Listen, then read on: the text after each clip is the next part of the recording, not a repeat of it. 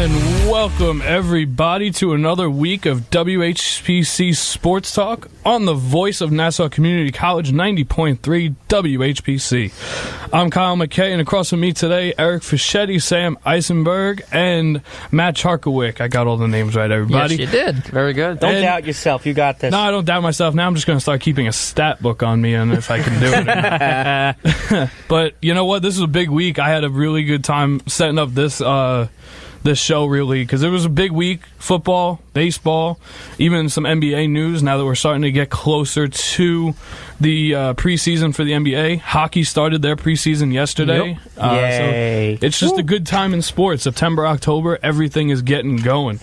We're going to jump right into it. I want to start with the NBA just because it's real quick. One thing, Dwayne Wade signed his one-year deal with the Miami Heat. This is going to be his last season, he said, before he retires. So it's kind of like that farewell tour for the last season with Dwayne Wade. So he's a Hall of Famer. Without a question. Definitely. Walking Hall of Famer. And to spend all that time with one team. Now, yes, he did go to another team after a while, but for like a few months. Yeah, for not long, and then went right back to the Heat. It's one of those things that you look at and just really congratulate him on a great career, and hopefully he has a great retirement. 16 years, I believe, right? Yeah, 16, yep. So good luck to him on his retirement. Some really troubling news in the Western Conference. I don't know if you guys all heard about this, but on Thursday I heard this as I was going home from school, that Russell Westbrook had his knee scoped out, and they said he could miss or be out rehabbing it up to about 4 to 6 weeks. And like I said, 7 to 10 days now from camps opening up and preseason starting. You figure another 2 weeks of preseason. He could be right up against the wall now for missing the beginning part of the season for a Thunder team that really relies on him. I'm not expecting him to miss too much, maybe October at the very least. No, I'm thinking 1 to 2 weeks, but honestly, that could hurt their chances of being a top 4 team in the West. Well, to start off, top 5 to really trying to fight off teams at the end. Russell Westbrook is that kind of player where obviously it should be good for you to be at camp, but Westbrook is that kind of player to me where if he just steps on the floor, he could be like, all right, I got this, never mind. Like, he will see. He's that kind of player that doesn't seem to miss a beat. Obviously, this is a step back because, he's one of the best players in the game. He hasn't had an injury like this in a while. I can't remember the last time he's been injured. It's more of like a clean out, like something that just from wear and tear, it's almost like a maintenance type of thing. I mean, considering he is the Thunder, pretty much. The last 2 years, his knee's probably hurting from putting the team on his back over the last couple of years. Ever since Durant left. So you really look at this, and like I said, you guys seem to agree. It doesn't seem like it's going to set them back really far, but really just to see a guy who's such a big name in not only the Western Conference and in the NBA Oklahoma City, just in the NBA. Yeah, so definitely big for him to be out even for any amount of time. So we'll hope that he comes back healthy. Paul George got to have to step up then. Yeah, and I mean, I like the signing by him. Paul George can handle himself on the court, no question. Yeah, for sure. And I mean, last year you didn't see him in the postseason really play well. He was so cold. He might have something to prove now that they actually backed him and gave him that big contract. The Thunder will be so much better due to the fact that Carmelo Anthony is not there. Yeah, I mean, he wasn't really a big force for and against, but he did. He only averaged up to 17 points, right? The fact that he also is just a head case that can ruin a locker room at the same time. It's not the fact that he's a head case. He just has that aura of like, he won't let go. That's the thing. I think I'm still the bet, which he is. He's still one of the best shooters in the game, but that's the issue. All he can do is shoot, and even then, he wants the ball in his hands. That's why he fit so well in Denver. He was the guy. That's why he fit relatively well in New York, because he was the guy. But he couldn't mesh well with Amari Stoudemire, and he couldn't deal with the fact that Jeremy Lin was taking the spotlight from him. Hence the fact why Lin wasn't there that long. But the 2012-2013 Knicks, where it seemed to be like maybe he can finally be a team player, it showed. Yeah, the Knicks had their best season. That was the best season. Yeah. He can't do that anymore. No. He's not a team player. Funny, though, at those times he's never been a team player. Within 5 years ago, owners were still pushing for letting Melo be himself and be the star player because he was selling still. Yeah, but at this point in his career, he can't be that player, and it's almost like he's just not letting ownership tell him that you're going to be a bench player and a role player. You're not going to be the star anymore. See, now, two things on that. Number one, when Melo is on the floor, normally in his earlier Knicks career and maybe late Nuggets, actually, what was the play? It was ISO Melo. It was always him by himself. Always. But because it worked. Yeah, it did work, but it can only work for so long, right? Until you lose the talent and the speed. As soon as he gets to Oklahoma City, they're like, oh, so Melo, what are you going to do when they come off the bench? I hated his answer still to this day. Mm-hmm. That is, me? Hey, P, they think I'm going to come off the bench, talking to Paul George. What kind of team player are you? Didn't he do the same thing with the Rockets? I think he had a similar quote, I believe. Similar, but not the same. He laughed at it, like, oh, you coming off the bench, right? And he chuckled at it or something like that. For his sake, yes, he should come off the bench, and the Rockets will be better if he does come off the bench. The Rockets will definitely be better if he comes off the bench because you already have Chris Paul and Harden who love having the ball in their hands. If you just add another person that wants the ball in their hands, it could change the dynamic from in my mind, they were the best team in basketball last year, and it took a Chris Paul injury to lose them that conference Not even championship. that. With that backcourt that they don't have anymore, it's going to be a totally different year for the Rockets. I'm not expecting... They're probably going to be the third seed, but I don't see them going anywhere past that. That's not that much of a difference, though. They were number one. They were. You have Golden State, and then who else? Golden State, let's see here. It's Houston. Yeah. For me, it's Houston. You said number 3, so I was trying to figure out who you had. If you want to say top 5, you can put maybe the Lakers in there now. I was afraid that's what he was going to say. What the hell do you mean, no? Any team that gets LeBron James, I know are going to be in the playoffs, a top 8 team. The Lakers will be in the playoffs. They will be in the playoffs. It's really how far they will be in the playoffs. Exactly. I'm not denying that. It is one thing to say if you think the Lakers will not win, which I agree with you. But we're at this point in time where I don't think LeBron James really cares about winning anymore. He cares about money. No, not even money. Not even money. It's all about legacy. I'm going to tell you what it is. Rings. Well, then why'd he go to the Lakers? Yeah, if he was chasing rings, he would have taken like a $2 million contract. You know what I think it is? State. I think I'm in the minority. I really, truly think I'm in the minority. I think he wants to play with the Sun. I do too. I got that vibe. But what's he going to do for the time being? I feel like, he's still going for championships, but he does see the Lakers, especially with the upcoming free agent class coming out. He sees that they can sign another max deal and also take this young talent that they've had and really grow it in the next year. I'm not even just saying this as a fan, but he would have been better off coming to the Knicks because the reason why Lakers have a good roster, and disregarding LeBron James, the Lakers have a good roster. Here's the problem. They're in the West. The West is so top-heavy, and it's going to be a dogfight this whole year. The East, however, it's the Celtics. It's an open shot. It's the Celtics, the Sixers, the Raptors, and... You could put the Bucks in there, probably. Yeah, the Bucks might not be top 4. Honestly, maybe those 3 might be the best. Wizards? Wizards? The Wizards are a playoff team, but they're not like on the level as the Sixers and the Celtics. But that's the thing. It's so... what's the word? Leveled in the East that he would have been better off staying in the East, going to a team that has not won anything in a while, and instead of going to L.A., where honestly it was a gamble to begin with because he's not going to win. He's not getting past the Warriors. He's not going to win this year, but do you think he could win in total right now?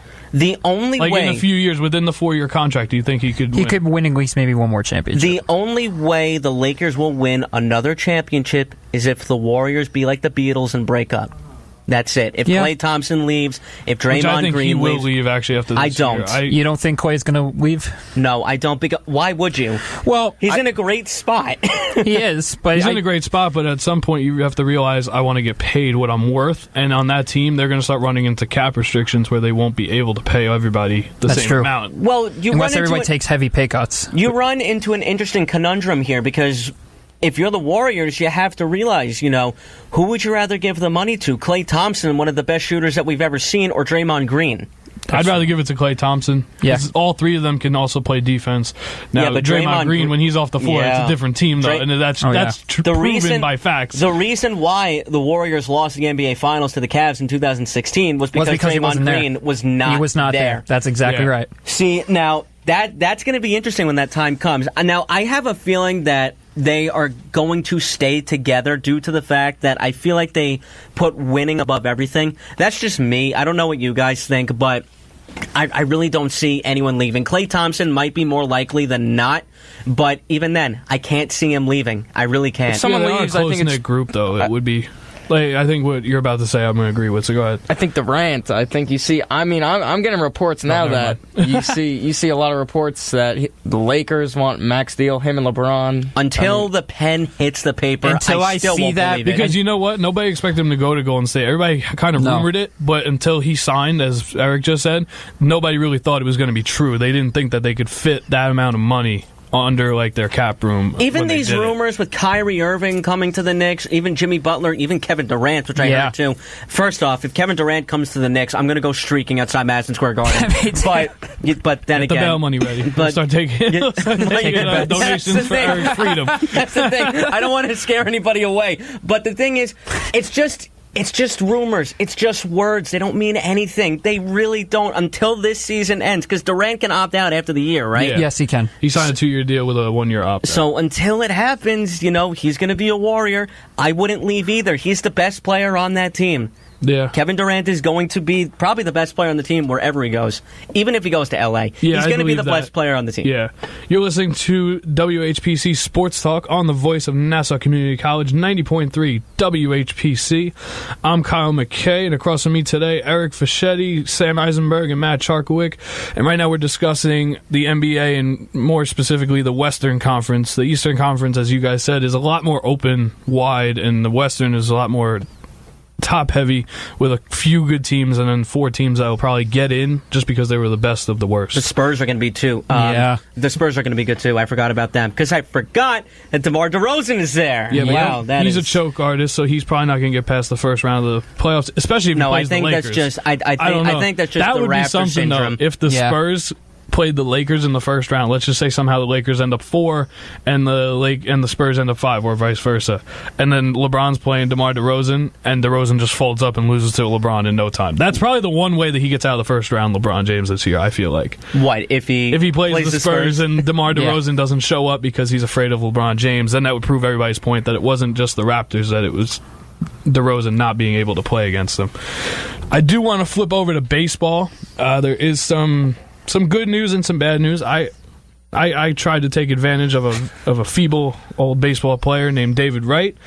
He will be playing third base for the final time at Citi Field on September 29th. I won't get into the details of how he burned me, but I have to admit that, and Sam brought up a great point about what jersey they should wear and everything, but this is a good time. I do get what they're trying to do, that last farewell goodbye, to really just tip your cap to an iconic Mets player. Me and my one friend, we were talking about, is he the top Met of all time? I said no. Probably not, but he's definitely in the top 3. Top 3 in the Mets Hall 3 or 4. You know what I think it is? I think they have to retire number 5. Yeah, everything's going to happen in due time. But right now, it's just a really good way to tip your cap to a really good player, and including your captain of the team right now. You know what I think it is? I think David Wright is, first off, I'm pretty sure at one point he was everybody's favorite player. He was everybody's favorite third baseman. He was mine for Even sure. As a Yankee fan, I respected him. I wouldn't say my favorite because I had Derek Jeter. I loved David Wright. I definitely respected the man. I don't think it's fair to put David Wright on the same pedestal on guys like Tom Seaver, because that's just not fair whatsoever. They won something. But can you put David Wright on a pedestal like Gary Carter or Keith Hernandez? Yes. Ray Knight, who was the MVP of the '86 World Series. You also have to look at the fact that he holds all the records due to the fact that he had more time there. Some of these guys only played 5 or so years. Even the '86 team, not many of them played more than about 5 to 6 years with the Mets, and then started to go to other teams.